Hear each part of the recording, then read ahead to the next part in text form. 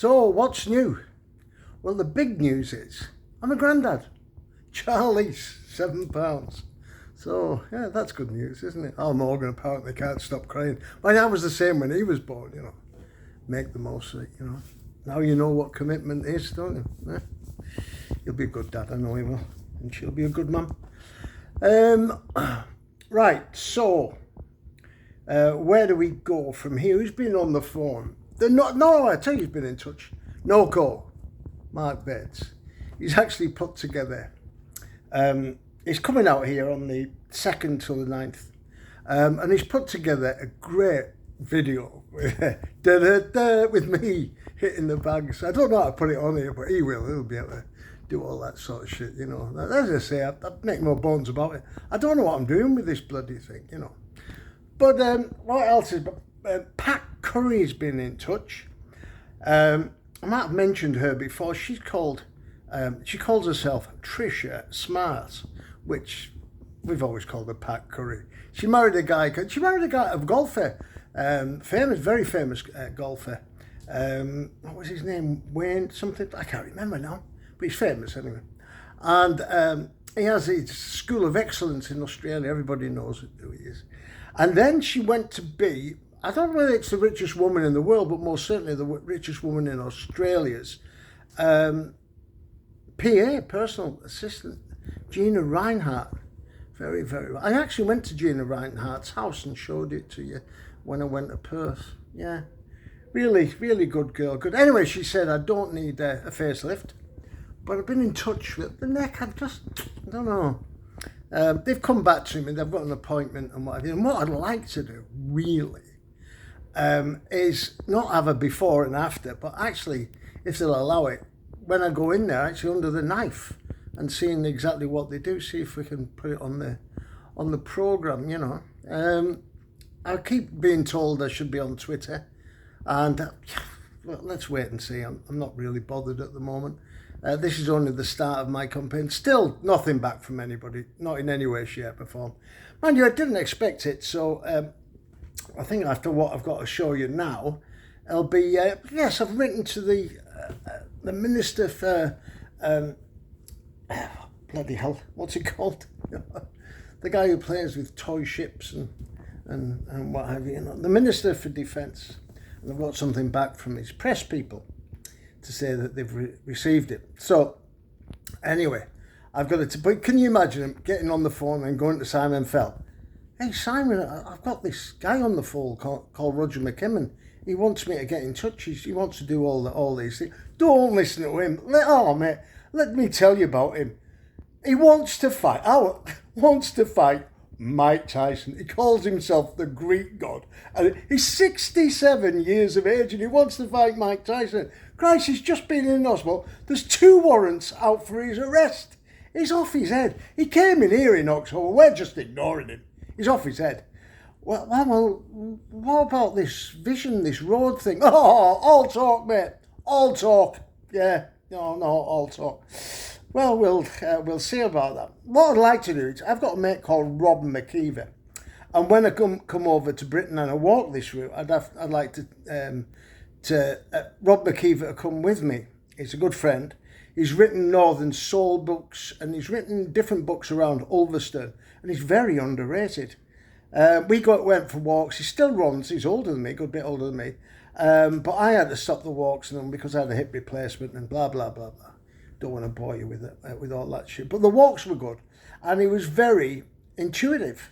And he explains things a little bit better than I do because I seem to go off on a tangent and whatever. So anyway, without further ado, so today we're celebrating the birth of Charlize.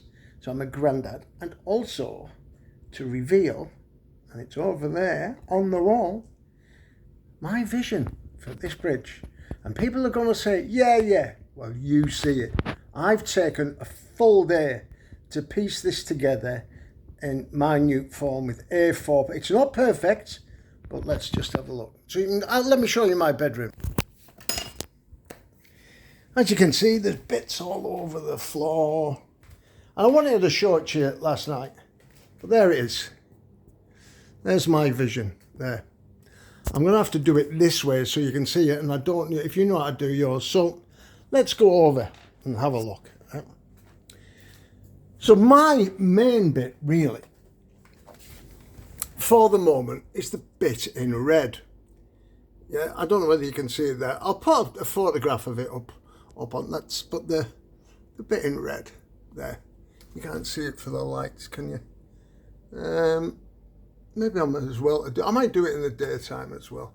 So that bit there is the bit from Greenad that's going to bypass Ulverston and Lindell. So it's going to end up there at Lindell. It can either end up there or it can go up to the roundabout, which is just to the top. But somewhere along there, it's got to go. And if you have a look there, it's an absolutely amazing, amazing route. It really is. From there to there and up to Greenad. Yeah. So then we've got there, that's where we go across, if you can see there, across the sands, over to Flukeborough. We have to go across where they do the skydiving, but they can move that back a bit, I suppose. But we're not, what's good is we're not really going over any bridges. And then we come to the other bit. So we go off at Jenny Brown's Point, I think it's called, and we come on in a place called Twitfield. And Twitfield is about, not only does it knock miles off across there, you've got to go about 5 miles or something up the bloody freeway to get to that roundabout there, to then go down to another roundabout, and then go down to another roundabout, and then go across there and up there, and down Dale, Lindale and what have you. Look at it. Well, mine doesn't. Mine goes from there, right over here, and over to here. Now, what I was going to do today was have all the workings out and everything done for it. But I'm not going to do it because I'm absolutely knackered. It's about 10 o'clock at night. So there's my vision there. Let's get in. Let's show it to you. Exactly where it goes. Yeah.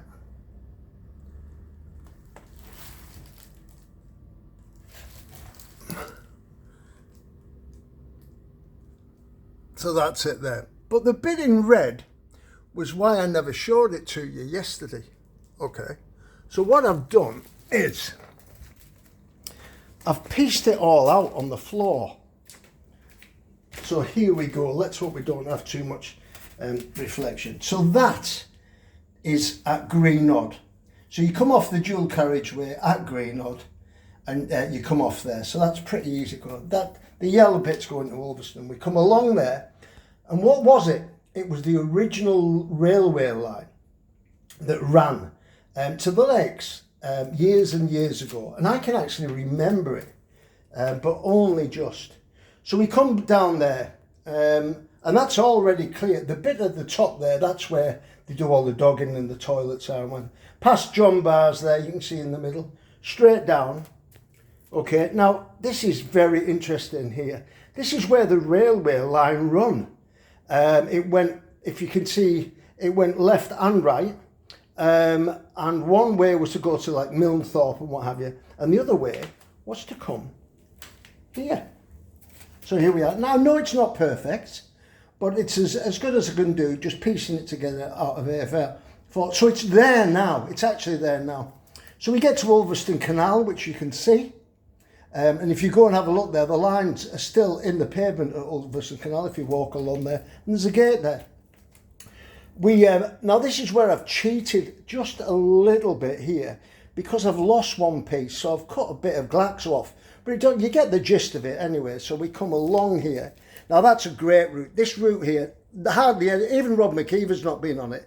I've keep threatening to take him down there. Hardly any, but what I'd like to do is come back next summer and take all the trees down along this route and at least open it up for the public from now. Okay, so we come along to here. Now, some guy has actually built, see that house there? The guy's actually built a bloody, a garage or something there, which probably illegal, but we could get him and move it and build him another one, I'm sure. And then out to the course road there. Now, there is absolutely no reason why this bit in red, which will absolutely guaranteed, and it's there now, yeah, guaranteed, take all the traffic from Ulverston and take all the traffic from Lindell, Swarthmoor, right the way through there. And we need it even in the future when we build the big one, okay? Because if you have a look there, let's have a look. If you look there, that's for the future. Now, we can keep this bit in Simon Fell. I think if we go over the other side, like if we go over that, I'll show you my vision for the bridge over from Askham to Millham another time. But that can just include the other guy from over there, whatever he's called. I did mention him yesterday. So I'm trying to find the results from, I can only get them from 2017 and I can't get the results for 2019. That was when John Woodcock was last year. I met John Woodcock, Lord Walney. Maybe you can make me Lord Walney when I show what I'm going to do. It's all on the bed here, ready for tomorrow. And over the weekend, I shall demonstrate that to you. And it's nothing short of genius, even though I say it myself. No brag, just fact. So that's where we are. Have a good look at that.